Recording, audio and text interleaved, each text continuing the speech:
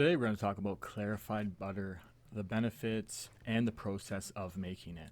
Clarified butter, butter from which the milk solids and water have been removed, leaving pure butter fat. Has a higher smoke point than whole butter, but less butter flavor.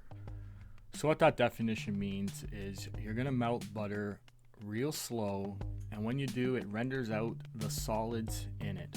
So the water will go to the bottom, and the milk solids will come to the top, and you'll scoop those off, save them for later.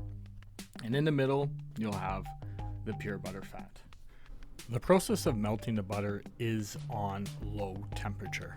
Another benefit of clarified butter is the smoke point. So with clarified butter, you can bake and cook butter at a way higher temperature than if you use the whole butter. Now it does burn at 486 Fahrenheit, where regular butter will burn at 325.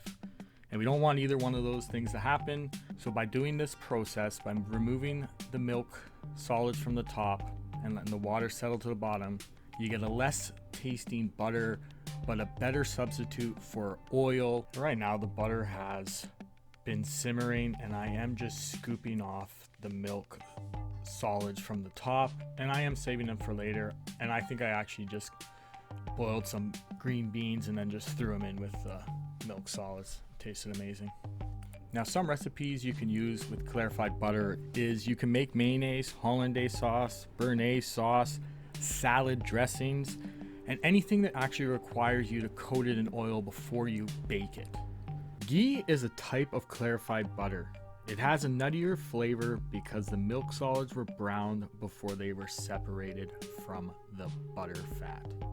It's recommended that you use unsalted butter because you can always salt the butter if needed. If the butter's salted, you can't control the salt, and it does make a salty product. Now, once you scooped off all the milk solids off the top of the butter, you're now going to strain it through cheesecloth. When making this butter, I did make one mistake and forgot to do a simple process. When I poured it through the strainer into the bowl, I should have ladled it out into the container separately. Instead, I poured it, and you can see that the water solubles got into the bottom of my clarified butter, which really isn't a big issue unless you're doing salad dressings or hollandaise sauce. Trying to whip it or incorporate it in, it will give you problems. So when I do use this, I will scrape the top off carefully, and then in the bottom I will probably use it to rub a whole chicken or a roast that I'm gonna bake. Another benefit of clarified butter is that it does have a longer shelf life because you've took the milk solids out of the butter. Now, I haven't made clarified butter probably in about 5 years. The last time I actually made this was in a pub down on Queen Street, which is now closed.